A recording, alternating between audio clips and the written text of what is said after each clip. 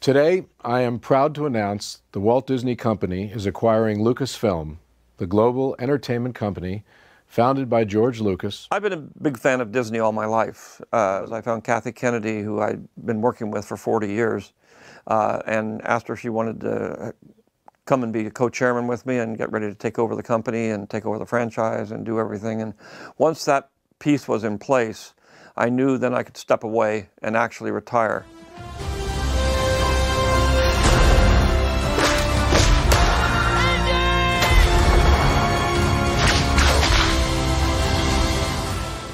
George and I had planned this vacation together. He was going to get away from Star Wars opening, which has become a tradition with both of us over the years. And I joined him in Hawaii, and we were just waiting for the grosses to come in, kind of like, waiting for election returns. And it turned out to be a landslide for George Lucas. And George at that point just, I think, gushed a sigh of relief. And then changed the subject from Star Wars to what I was doing next. And I said, well, you know what? I've always wanted to direct a James Bond picture. I said, I have a better idea. It's called Raiders of the Lost Ark. And so I sat down and kind of told him the story about this archaeologist and how it was like a Saturday matinee serial, and he got in one mess after another. And he just said, fantastic, let's do this. And we spent 3 days with a tape recorder going.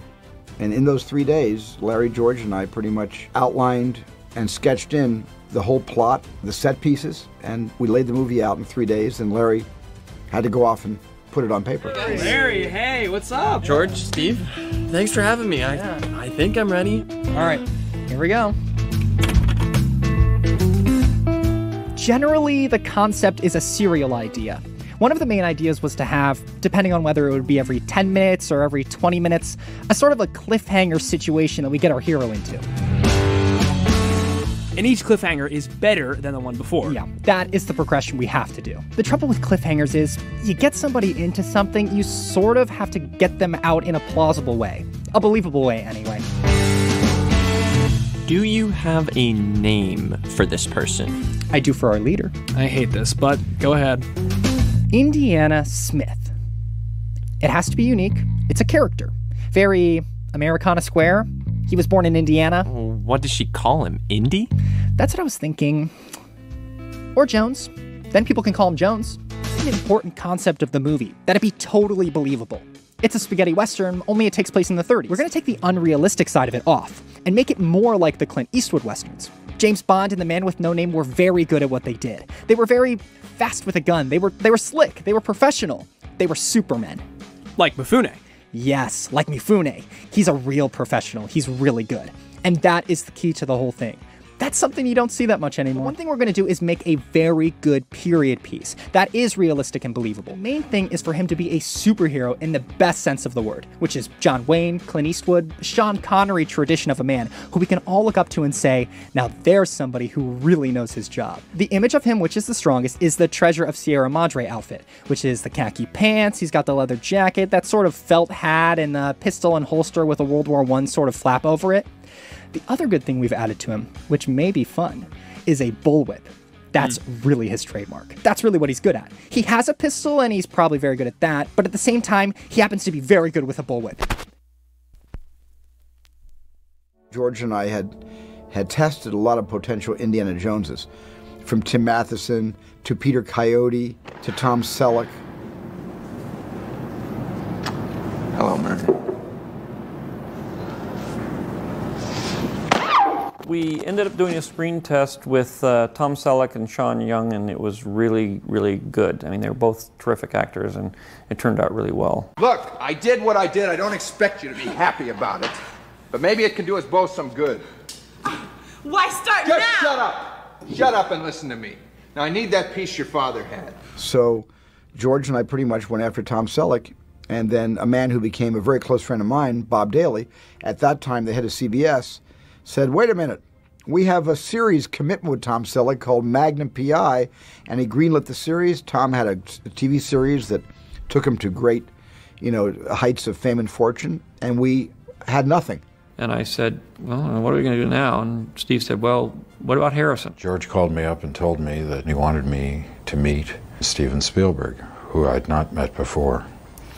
and sent over a script. I read the script, about which I was very enthusiastic, and went over to Steven's house to meet him. And we had a wonderful discussion. I got along very well. I was reluctant to sign up for 3 films, but knowing the people involved, I was willing to sign up for 3 in the case of Indiana Jones. Hello. Hello. Hello. How are you? I'm fine. How are you? I'm fine. Yeah, sure. Thank you.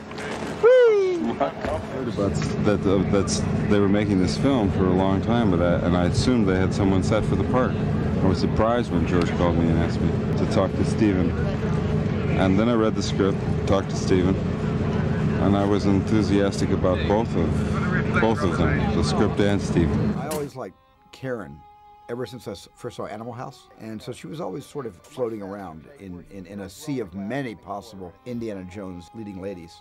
I used to have all my interviews in the kitchen over at Lucas's place called the Egg Company. I met Steven. We just met, had a conversation, and then he flew me to Los Angeles several weeks later, and I did a screen test with Tim Matheson first. So we did the bar scene.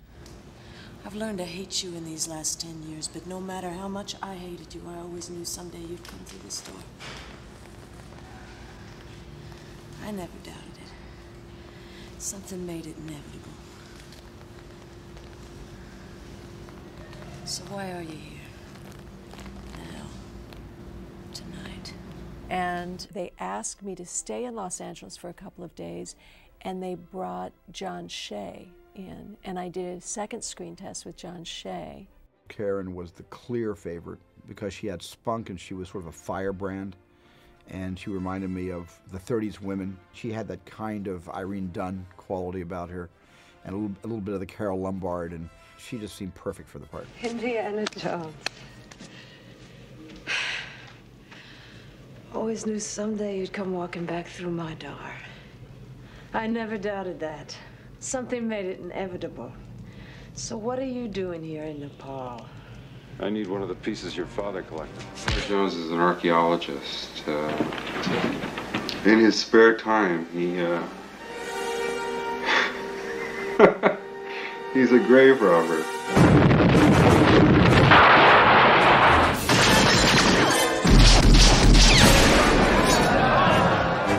The movie essentially is going to be very kinetic, and very, very, very, very prismatic. It's a fast-paced, fast-action picture. Like when you're done. What you do is you pan over to this man right here. He talks. I have the vaguest idea. It's whatever he wants. Working together, George Lucas and Steven Spielberg have recreated the excitement of the classic cliffhanger. Ryder comes riding up into the camera and he rears back and the dust falls forms. There is an atmosphere to this movie not unlike a lot of old movies. Throwback to an older kind of film. It's a high adventure. You know, filled with inserts and reactions and head turns, and it's a fast-paced, fast-action picture. Vaguely in the mode of the old Saturday morning serials. I'm really doing it more than anything else so that I can enjoy it. Because I just want to see this movie. Sit back and you say, boy, why can't they make movies like this anymore? First got a call from George. He said that one of the projects that he had coming up was a project with Steven. That day, Steven came in and we met a writer named Larry Kasdan. And George was introducing people around the room to Larry, and he introduced me as the producer of the movie. And that was it. I mean, it was, you know, an hour later. I mean, that's the way George is. He's just amazing, you know. And we all shook hands, and George said, we're making movie history. Movie history. George Lucas and Steven Spielberg joining forces for the first time. Their purpose? To pay homage to the Saturday action matinee. But while the old serials were made in a week for $100,000, this production would take 6 months of planning, 3 months of shooting, locations on 4 continents, and a $20 million plus budget. The saga of Indiana Jones would be a cliffhanger on a grand scale. At Elstree Studios in London, this team is laying the groundwork for the production. Perhaps the most exciting byproduct of any motion picture is the sense of common purpose, an instant commune, part military, part industrial, part social, that is the soul of the movie crew. And these are the people responsible. And action!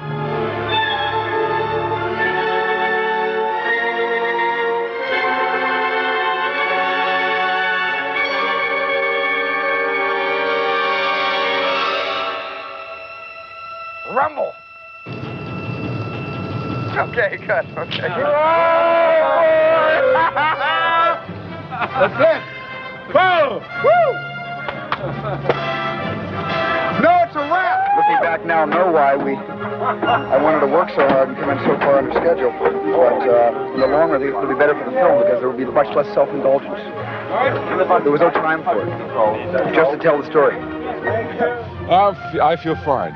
I feel great. I'm very happy with what we did, and I'm glad it's over. It's the toughest job I ever had.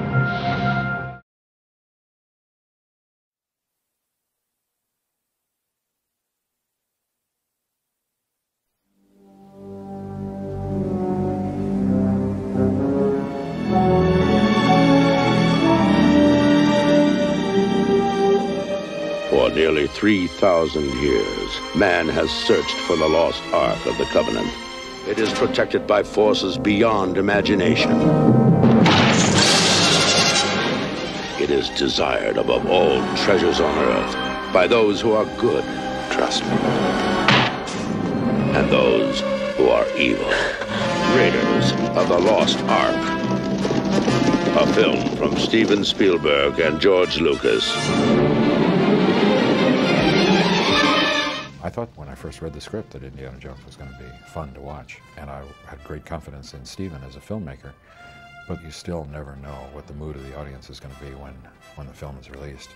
So I was very pleased at the amount of success that we had with it. I was blown away by it when I saw it. I saw a different movie in my head, and I think I came to see that the movie I saw in my head was not the movie we were making.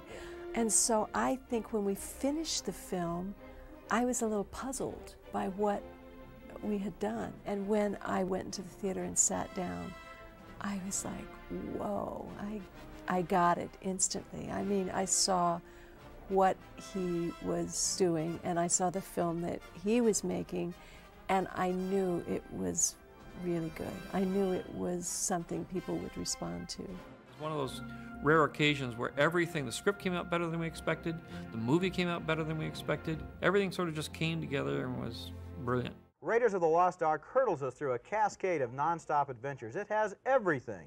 Forgotten tombs, giant tarantulas, evil, bloodthirsty Nazis, thousands of poisonous snakes, and the best chase scene I've ever seen in a movie. I really love this film. Well, so did I, and I can't recommend a film more than this one. Indiana Jones, at your service, Toad. Ah!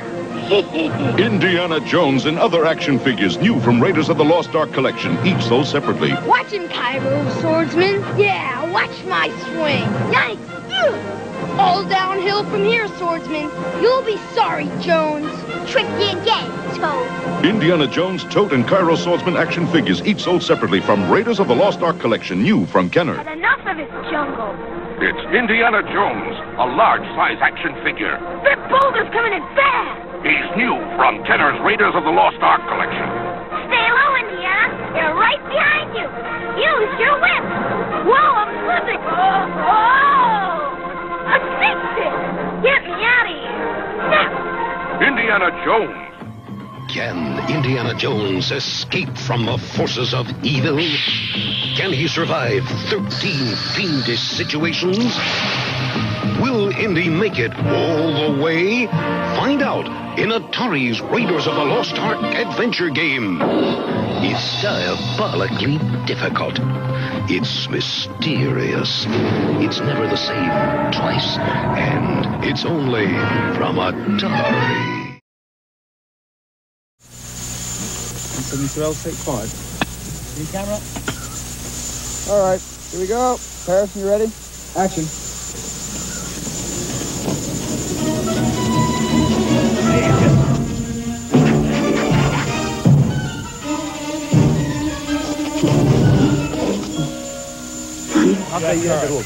Harrison Ford brought the character of Indiana Jones to life, a character that had just been thinly drawn on paper, a character who was defined by his heroics, and by his sort of jungle smarts in finding clues and solving riddles and finally getting to that pot of gold at the end of the rainbow.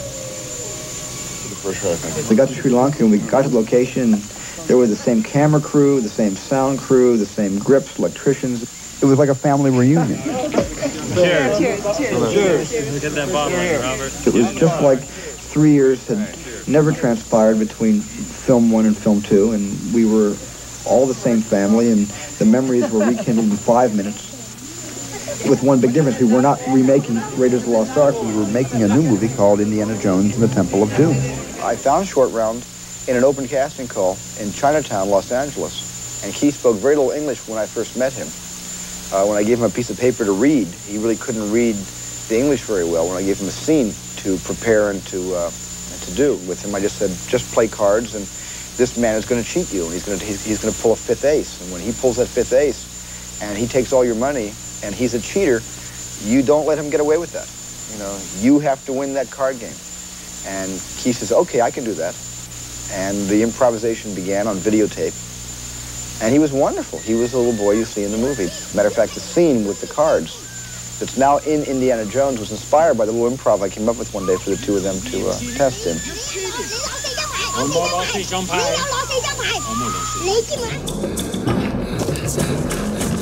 Hello, lady, we're going for a ride.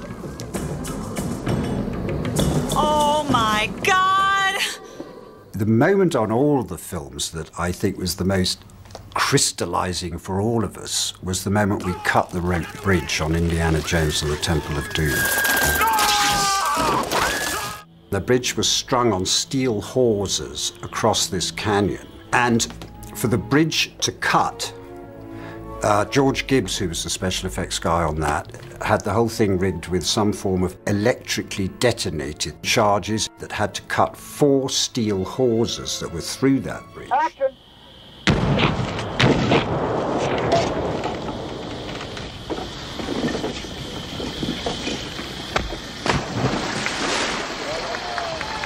And it went, and it was perfect. Now, those moments are like incredible. And then we go to England and continue shooting. And cut. All the shots looking up was in London with only a small bridge. And then the wall, we built a wall for all the stunt work when the bridge was hanging, and they were trying to hand over hand to get to the top. That was just shot on like a flat perspective, shaped like a mountain cliff.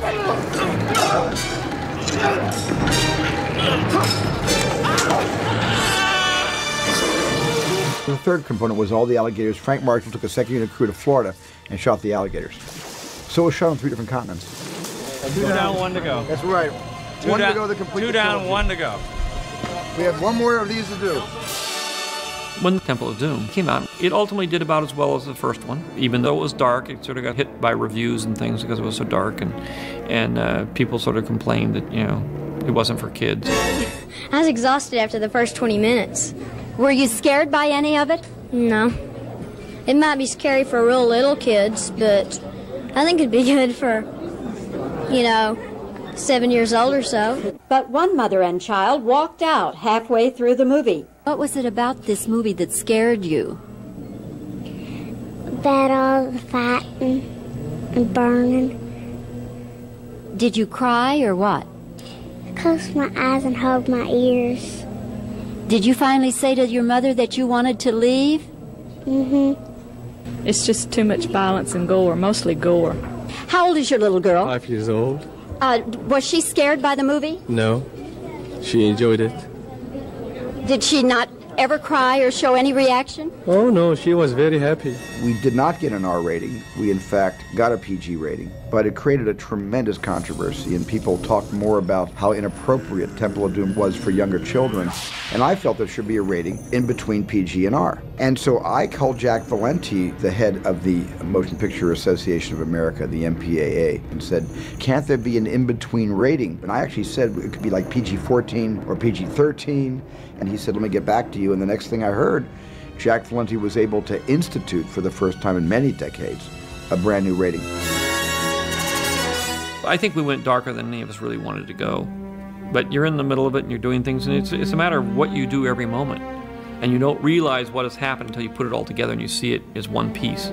Because you do a little dark thing here, and then you do a light thing, and then you do another little dark thing, and then you do another little dark thing, and then pretty soon you put it together and you realize, uh-oh, it's darker than it is light. And this stuff is stronger than we thought of it as. But I don't mind the film. We definitely wanted to make a different movie from Raiders. We didn't want to just do the same movie over again. In some major cities, fans waited in line all night to be the first to see Indiana Jones and the Temple of Doom. It was great, especially the scene where he was riding the mine cart. It's just like Six Flags are going along, and you were riding right with him part of the way, and then it was everything I expected. It wasn't like Raiders. It wasn't as good, I don't think. It wasn't that violent. It's all in fun, I think. Would you recommend this to friends of your age group? Oh, yes, I would. And none of it bothered you? Not at all. I closed my eyes once. It was too gross. I just couldn't stand it. And if I were 10 years old and saw it, I would have nightmares probably for a year. It drains you as you watch it, you know. It's really an exciting experience, and I plan on seeing it again. Were you turned off by any of it? Nuh-uh. Nope. I've already seen it twice. This one twice? I've already seen it twice. It showed at 9:30 and then again at 12, and I was here for both of them. Any disappointments for you? No, I liked it. How about you? It's as good as the first one, if not better. I thought the action was real great. I think it's a lot better than Raiders of the Lost Ark. I liked them both, though. So. He said, great, likes it.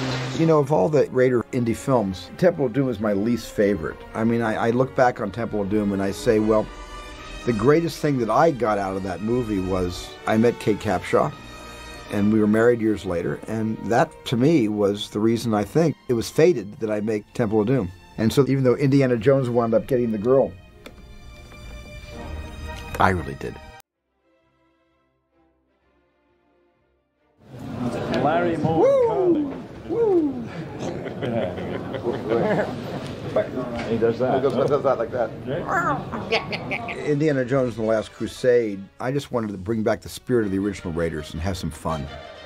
I wanted to bring the cast back that I had missed in Temple of Doom, so Denham Elliott came back and he was in a key role, and bringing back Sallah and just bringing the spirit of what got us so pregnant with the series originally in 1980.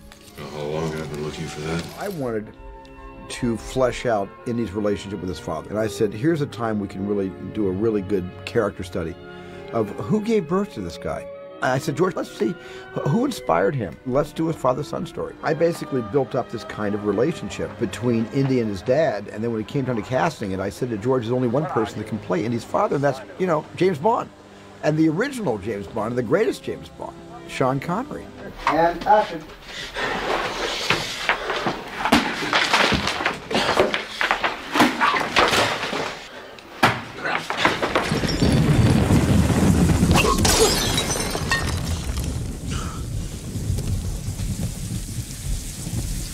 Junior? Yes, sir. It is you, Junior. Sean made major contributions to his character and to kind of the story throughout the whole production. Sean would come over to George and I and say, look, anything Indy does in the story, the context of this story, I have done better. But we were able to twist it into something funny and make it all kind of humorous rather than serious. I can't forget how wonderful it was. Thank you. It was rather wonderful. The third film benefits greatly from Sean Connery's presence, which kind of elevated everybody's game. I think it's by far the most sophisticated in many ways, and it was maybe the most fun of all of them because it had great locations, great physical sequences. It had a terrific leading lady, Alison Doody, with a real intriguing story to tell. The woman who had a relationship both with my father and with me, and the complications that ensued from that. I had great fun with it. No, just another day at the office. Marcus Brody? That's right.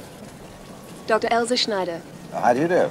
I was living in London, and I simply went for the audition, thinking there was no possibility of me getting it because I was 21 and Irish, and they were looking for a 29-year-old Austrian. I auditioned and met with Steven Spielberg and everybody, and then they asked me to come back to do a screen test.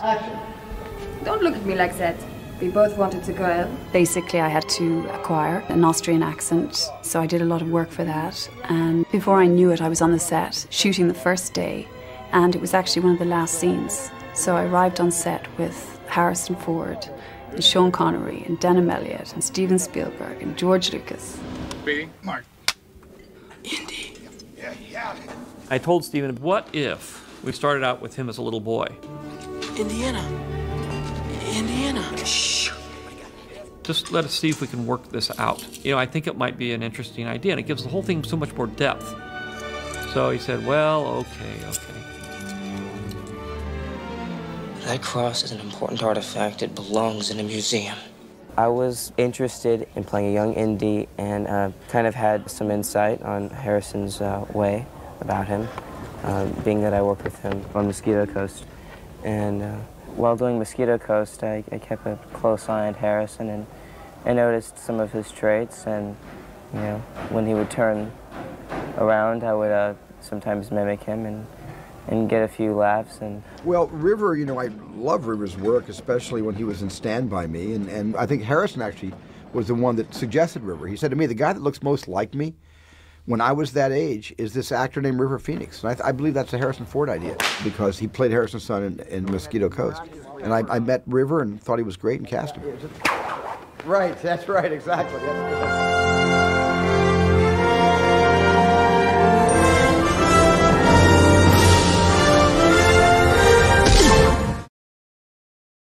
Don't just see Indiana Jones and the Last Crusade. Be Indiana Jones and take on 6 new adventures. Call 1-900-990-INDY on your touch-tone phone to play the Indiana Jones telephone adventure game. Every caller can write in for a great Indy photo certificate. It's only $2.50 a call. Kids, check with your parents before calling. You call this archaeology? Take on the challenge and don't miss Indiana Jones and the Last Crusade. Rated PG-13. Starts Wednesday, May 24th at theaters everywhere. What are you looking forward to this summer? The Indiana Jones movie, definitely. Indiana Jones. That's it. The Indiana Jones film and The Last Crusade out for just one day. Already the critics calling it perhaps the hottest hit of a major hit of 1989. Now it has a lot of the same elements of those earlier films that we all stood in line for earlier. The Temple of Doom and Raiders of the Lost Ark, so it's very likely we'll stand in line to watch this one again. A lot of the same elements, the people you love to hate, the Nazis, good guys, bad guys, mysterious artifacts, and a motion picture pace that's faster than ever. Dad, we're going in! Forget the very special effects. Indiana Jones and the Last Crusade is old-fashioned Saturday matinee cliffhanger stuff, just as George Lucas and Steven Spielberg intended. And the critics say it's working. If first reactions are an indication, Indiana Jones' Search for the Holy Grail will be American moviegoers' hottest adventure this summer. Just action nonstop. There were gags and there were jokes and stuff. It was just like nonstop. Action, good editing, fast-paced, sound effects excellent. It was fantastic. Harrison Ford, according to people who keep track of such things, is the top-grossing actor in movie history, starring in films that have earned more than $1 billion at the box office. But George Lucas wasn't so enthusiastic. He had a different idea. George wanted somebody more bookish and more Yoda-like. The final film version of Connery's character combines bookishness with the desire for adventure that would make him a realistic member of Indy's family tree. And therefore you could get a lot of mileage out of the stunts, and one could still play the father, but still be a part of them, and also it's still very much part of the relationship. You call this archaeology? This is the last crusade for Indiana Jones, so says George Lucas, who at 45 has created 3 Jones adventures, a trilogy of Star Wars tales, and an empire of his own to engineer more movie-making technology. But the technician is also a writer and a masterful storyteller. Because a lot of the films that I do are very innovative technically, people assume that that's where all the time and energy is spent. But most of the time I spend is dealing with story and characters and that sort of thing. They're making more than just movies at George Lucas's Skywalker Ranch. The fact is that 1 in 5 at the ranch employees work on computer entertainment, believe it or not. High-tech reporter Richard Hart went behind the scenes today to find them working on the next step in something called interactive games. These writers and artists work for Lucasfilm at Skywalker Ranch in Marin County, but they're not making a movie. They're working on the next step in entertainment. Lucasfilm began making computer games in 1982, and their business doubles each year. Today, women, not teenage boys, make up a third of the audience for computer games. As more and more powerful machines become cheaper and cheaper, we'll be able to deliver software that will run on CDs, that will have full musical soundtracks with it, that will drive higher and higher resolution monitors. So we'll get closer to the experience of watching a movie on television, watching a movie in the cinema. For example, the latest Indiana Jones game, 256 colors simultaneously, stereo sound, graphics with perspective and speed. It takes an artist 3 days to create the background for one scene, and a game can have more than 80 of them. But wait, there's more. Late last year, Lucasfilm Games began secret work with a Japanese company on a new game platform, the state-of-the-art. It's called the FM Towns. Instead of computer discs, it uses a compact disc. Instead of jerky motion, the screen scrolls smoothly with a palette of infinite color. Indiana Jones sounds a world better than on previous machines. You can't buy it in this country yet, but Lucasfilm says in less than a year, this type of system will become the standard for American living room machines. This holiday season, dash on down to McDonald's for your own original Indiana Jones videos. Just $5.99 each with the purchase of any large sandwich all day long. Give the kids stocking stuffers that'll really bowl them over. Get an Indy video at your McDonald's today for just $5.99 each. The best price ever with the purchase of any large sandwich any time of day. Collect all 3. Just stop by McDonald's and ask for today's video. But hurry, because everyone is going to want one. Most people have forgotten that Ford also played the sarcastic Dr. Jones on the small screen in the often forgotten Young Indiana Jones Chronicles. Sean Patrick Flannery would play the character from ages 16 to 21. He's the beating heart of the show and helps to hold things together even when the scripts aren't exactly all there. Young Indiana Jones Chronicles usually has the same format every week. There would be an adventure from Indy's past where he would meet a historical figure, go on a quest, and globetrot. There would also be wraparound segments told from the perspective of an older Jones in the future. These segments featured an elderly version of the Doctor played by George Hall sporting an eye patch. For this episode, the Season 2 opener, they wanted to kick things off with a bang. So George Lucas called in a favor and got his old buddy Harrison Ford to reprise the role. The episode in question, titled Young Indiana Jones and the Mystery of the Blues, aired on March 13th, 1993. In it, we see Harrison Ford in all his glory being the same Indy we all love from the films, only this time with a little more saxophone playing.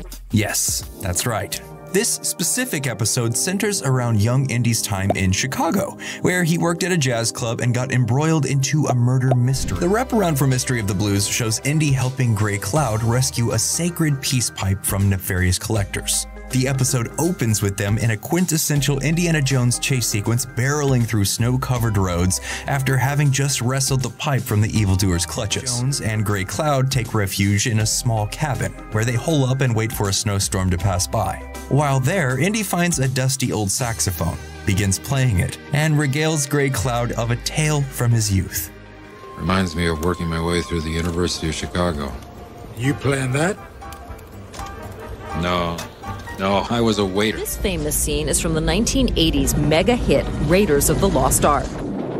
And this is a shot-by-shot remake by 3 Raiders-obsessed childhood friends from Gulfport, Mississippi. We wanted to inhabit that world, and what better way than to trace the footsteps of the masters. Jason Lamb, Eric Zella, and Chris Strompoulos were just 10 and 11 years old when they hatched their plan.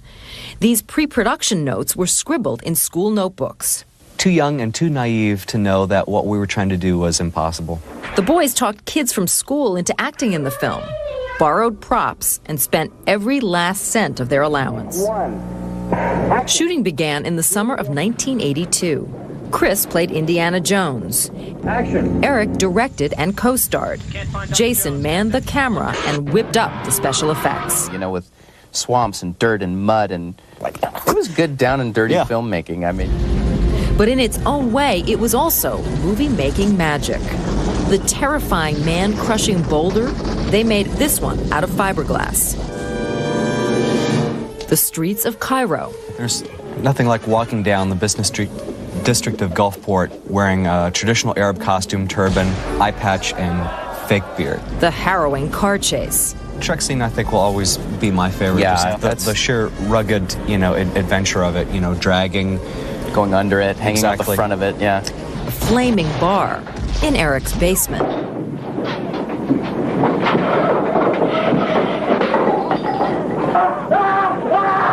And the steamy love scene. It's the first time I had ever kissed a girl, and it's on camera. After 7 years of work, they got a hometown premiere. But that's where their movie careers seemed to end. It was just sitting on our bookshelf, kind of collecting dust. But 15 years later, a copy fell into the hands of Raiders of the Lost Ark director Steven Spielberg, who wrote to them. He just was appreciative and blew me away when I got the letter.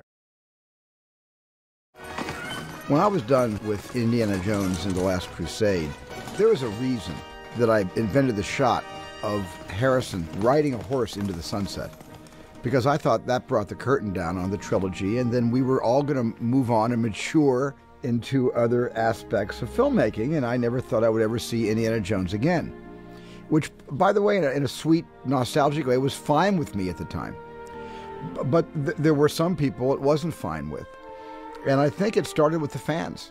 But I just remember people asking me, when are you making the next Indiana Jones? And that was a question that was not only asked of me, but it was asked of Harrison. And I know it was asked of George Lucas. All of us have been asked that question. Harrison was the person that took it seriously. And he finally called me and said, why don't we make one of these pictures? There's a fan base out there that wants it. And I have to give the credit to Harrison for starting the ball rolling, and then for George in working on me to get me to consider the possibility of more stories, or at least one more story. George Lucas had this idea for Indiana Jones, and it was basically, hey, let's do Alien. All those exploitation movies that were really about government paranoia, Cold War fears and things like that, and Hollywood turned them into Invaders from Mars. Taking the genre from the 1930s serials, action-adventure serials, to the B science fiction movies of the 50s, in the early 50s. And I said, if we move the whole thing into the 50s, which would be age appropriate for Harrison, that would be the cinematic equivalent. And I wanted to rest it on a cinematic antecedent like we did with the other one. So here we are again, 18 years later. How time flies. No one's changed. We all look the same. But anyway, I'm really happy to be back on Indiana Jones, and oh, I can't say the title, okay. I just want to say, break a leg, have a good shoot, do your best work, and here's looking at you kids. It was the first time I had come to set. You're hearing all, what's it going to be like when you step in front of the indie cameras? And I think it did something for me where me and the stunties really got close. We bonded on that trip when we were out of town, all the stunt guys and girls. And then the month and a half of training that we had before we went into the actual execution, all the stuff we'd been preparing for. This is crazy! Somebody's gonna get hurt! The bike was tough, only because when you have somebody moving on the back of a bike, it's very different than just having somebody hold you on a bike. But we're shooting a movie and Harrison has to animate his character. And we're on a bike through a lot of it. So a lot of it is the movement. All that stuff was pretty tough. I sort of imagined maybe it would be a wonderful little cameo or something, but he told me how, what a major role he wanted my character and me to play in the film. And when I read the script, honestly, I was just like very, very moved by it, by, what they had done with the character and the wonderful kind of repartee between them as they sort of mend fences and sort of realize that they still love each other. And yeah, I just thought it was beautiful. Honey, you gotta stop. We're gonna go off the cliff. That's the idea. Bad idea. Give me the wheel. Trust me. That's fine. Oxy, Kirby, that's the word will come up. Thank you. I think the climax of the movie was an amazing adventure for us to put together. It was really a sequence that involved so many elements and so many sets and so many people and so many different places. That's really one of the biggest, if not the biggest, sequence I've ever been involved in. Stop! Stop!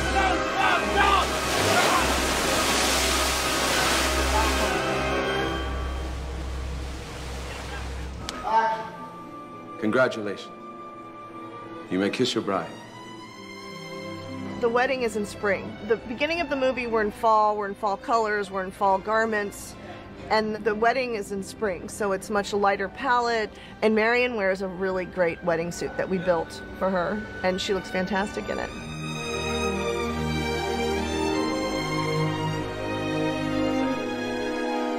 I thought that was a great end. Didn't you think that was great? And the little hat deal that they did, and Harrison, puts it on his head. That's what makes movies. That's what makes really good movies.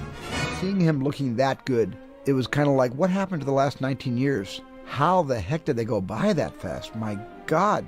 And that was scary. But it was also beautiful. And it was something we all shared together. So many of us worked together. Frank, who I'm now married to because we met on the first Raiders. Kathy and Frank, they met on the first Indiana Jones and then eventually got married. And Kathy's been working with Steven ever since. A reunion of all of us coming back together again after all these years, and it's been a huge amount of fun.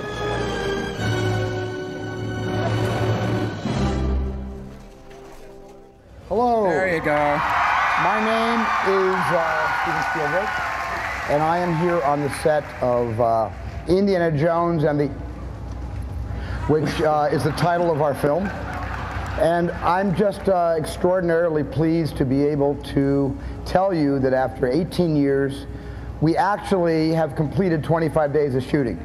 I never thought this day would come, where I can actually be able to sit here and say, we're finally making another Indiana Jones movie. But it's thrilling. This picture, I promise you, I'm making for you guys and girls. This is really all for you, and for all the fans of the series. And we're back, and we're all in good form. I think we're all in good form. I'm in good form. I'm in good form. Indiana Jones, ladies and gentlemen. And I'm glad to be back. Hello, Comic-Con. That's my other sidekick. No. Hi, Comic-Con. How are you? I'm shy. I don't know what I'm doing in this movie. This is happenstance. I don't know how I'm here. I'm sitting here with all of you. This is insane. Marion Ravenwood. Hey, Comic-Con. It's great to be here on the set of this next Indiana Jones adventure, and great to be back in the boots of Marion Ravenwood. So, Comic-Con is getting the first peek at us all together as a family. Yes, as a reborn family. A little older, a lot wiser. A little richer.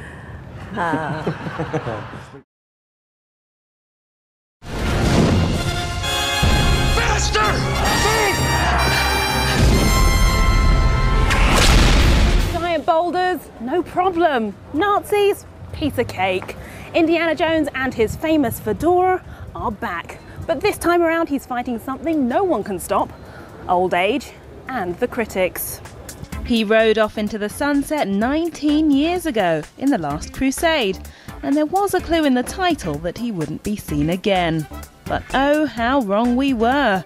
Harrison Ford has returned to the role of Indiana Jones, the college professor by day and heroic adventurer by night, for the Kingdom of the Crystal Skull. It took a long time to find the right story. I mean, George always had the idea of the Crystal Skull. That was something George brought to the table at the outset. There were a couple of other possible MacGuffins, but that was the one that stuck. But getting the focus of the story and who the villains were going to be, that took a lot of time. I expect to have the whip turned on me. It's not unusual for something that is popular to be disdained by some people, and I fully expect it, and I'm not really worried about it. I work for the people who pay to get in. They are my customers, and my focus is on providing the best experience I can for those people. But forget the naysayers, it won't change the view of the fans. How could you resist Harrison Ford? I've always been a fan of the original trilogy. I've had him on tape when I was a kid. It was the movies I watched over and over. And they'll no doubt be pleased to hear that Spielberg and writer George Lucas haven't ruled out getting Indy back in the saddle and cracking his whip for movie number 5.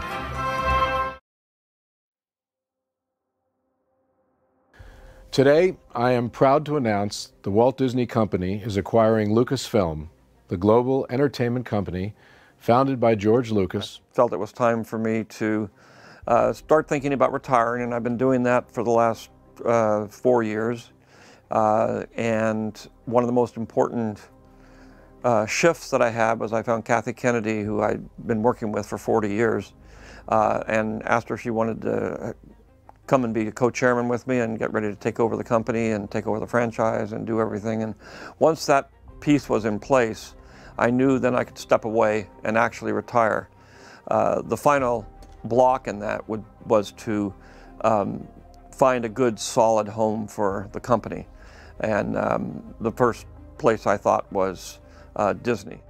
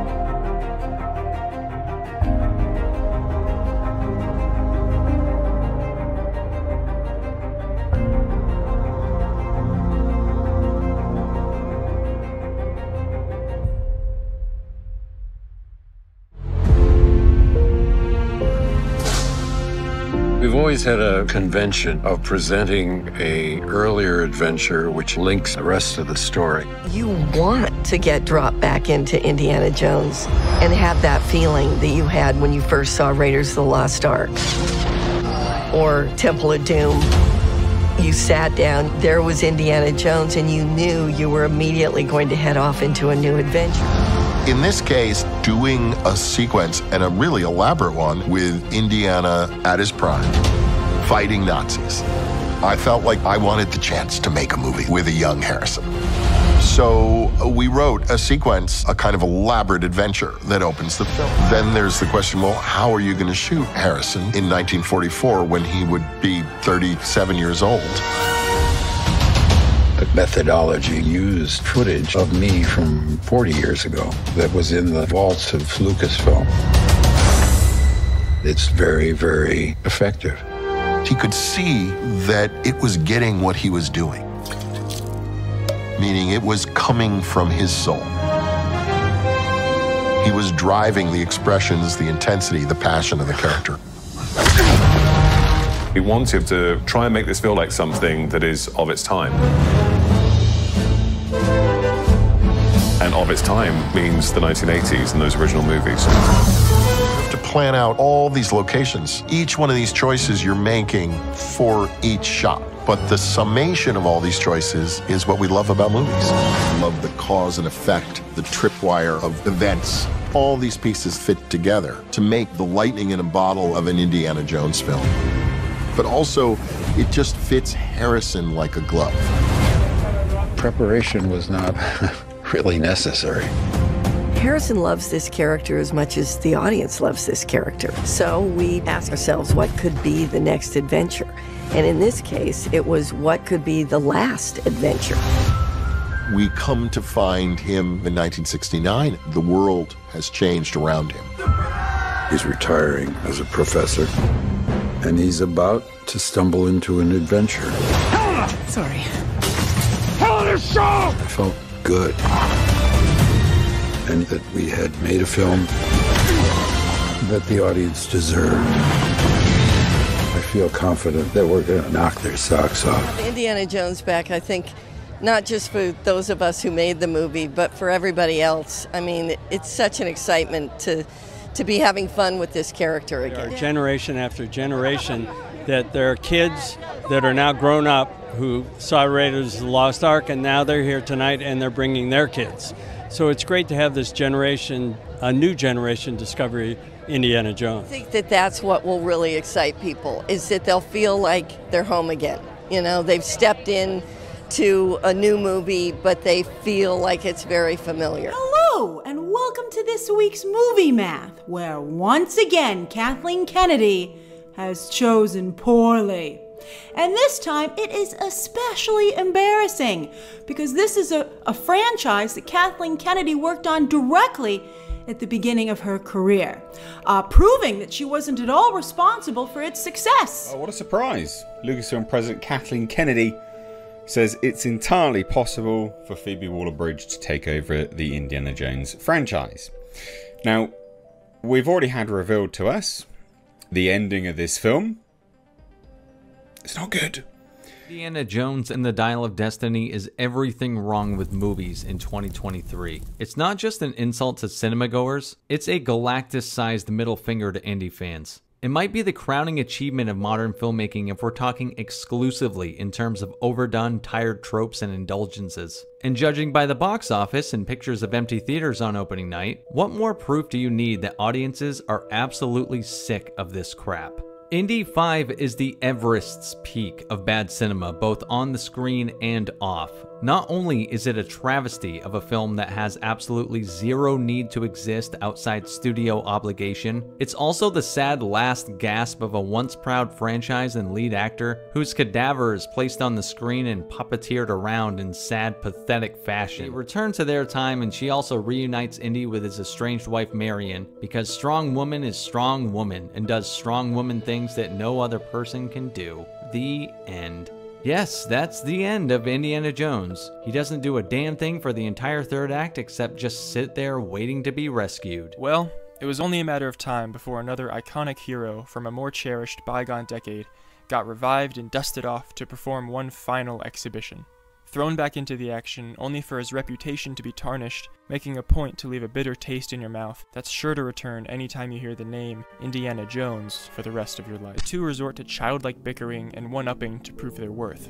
Indy's upset that the notebooks were stolen, but it's okay, Helena memorized them. Only the parts she thought were important, of course. One of those parts happens to be the location of the rest of the dial. How convenient. Luckily, Indy can play a role in reading the encoded message. But never mind, we don't even need him, because Helena learned to read it when she was 9. With every sneering remark, the legacy and grandeur of Indiana Jones are minimized and chipped away. Helena doesn't care about Indy, she just wants to be in control. It's genuinely sad watching Harrison Ford's character have to play this part, and it just goes to emphasize how little care the writers have for stories that don't adhere to their modern agenda. Sitting through all 2.5 hours of this utter garbage was one of the most tedious, frustrating and depressing experiences I've ever had in a cinema.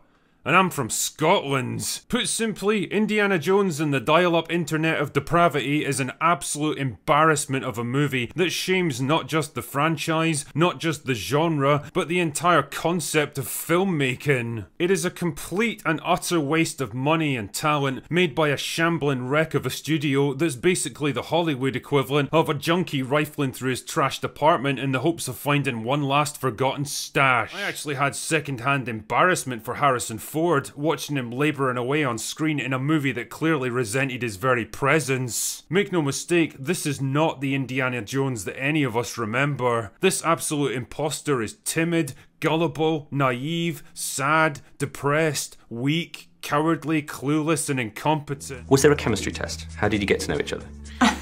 I met her in the street. She was mine for the price of a drink.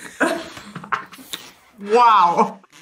As this last one concerns age and frailty and changing nature of life, it was especially compelling to me because I am of that age. When do you think Phoebe has made you laugh the most on set?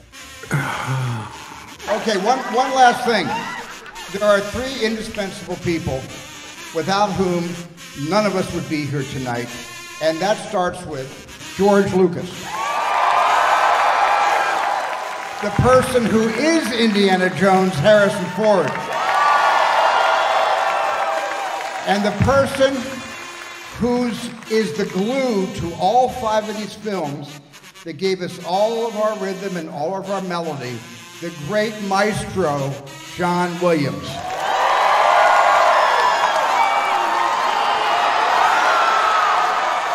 The Dial of Dementia is the first film to be released by Lucasfilm in the theaters since The Rise of Palpatine. That was 1,290 days ago. And now that I've seen it, I'm only left with one question, which just so happens to be the same question I asked when this was announced. Why? If you love Indiana Jones films, don't see Indiana Jones and the Dial of Destiny. I went to the dentist this morning, and it was more enjoyable than this film. Our expectations were not subverted. Kathleen Kennedy and Lucasfilm once again desecrated a beloved character, one that they just haven't gotten around to yet. And yes, Indiana Jones was sacrificed on the altar of agenda to bolster another brunette British woman. And once again, Harrison Ford is involved, but at least Han Solo was put out of his misery. This one wanted Indy to suffer as much as the audience. The reason this movie was insufferable was thanks to feminist Hollywood darling and enemy of franchises, Phoebe Waller-Bridge. And it turns out every post-Cannes Film Festival Reddit leak was absolutely true. Indiana Jones begins and ends this film as sad and broken as Hollywood is. And the queen of franchise destruction, Kathleen Kennedy, who is also the worst studio head in Hollywood of all time, has destroyed every last vestige of George Lucas's legacy, with the added bonus this time of being able to stick it to her old boss, Steven Spielberg. I remember Kathy came into the room with her steno pad and her pencil, and she was horrible at taking notes, and she was terrible at, she didn't really know how to do it very well. But what she did know how to do was interrupt somebody in mid-sentence. We'd be pitching ideas back and forth, and Kathy, who's supposed to be writing these ideas down, suddenly put her pencil down and would say something like, and what if he didn't get the girl, but instead he got the dog? The entire story runs through Phoebe Waller-Bridge's insanely annoying Helena Shaw. And unlike the erroneous theory out there that if you remove Indiana Jones from Raiders of the Lost Ark, the outcome of the film will remain the same, after watching Indiana Jones and the Diarrhea of Destiny, this film is quite literally pointless. How did Shorterer Rounderer learn how to fly from one lesson by a drunk pilot on fake instruments in a brothel? How did the insufferable feminist Indiana Jones, Shorter Rounderer, and a pilot who randomly fell asleep and woke up while they were flying through the fissure that I forgot to mention, all fit in a very small plane and then take off with no runway and then fly back through a fissure to 1969? And once they did that, how did the wanted murderer Indiana Jones just fly back to New York? And what happened to those murder charges because they never mentioned if he cleared his name or not? All those questions are met with the collective, I don't know, and honestly, I don't care, because this movie, again, is quite literally pointless. They reverse and repurpose a scene from Raiders of the Lost Ark, and this is supposed to be the happy ending. Of course, you'll have to forget that it completely destroys the one good thing about Crystal Skull, the ending where Indy and Marion get married in front of their son. And it tries to be another Indy finale when we already had a perfect Indy finale. Indiana Jones riding off into the sunset with his dad, Sala, and Brody. What would you like to see as Indiana Jones? Nobody is going to be Indiana Jones. Ever. Don't you get it? No one. I'm Indiana Jones. So when you're gone, it's gone. When I'm gone, he's gone. Indiana Jones movies would not exist in people's hearts and imaginations without Harrison Ford. Nobody can play Indiana Jones but him. What do you think you're doing, man? Get down. Dad, we're well out of range.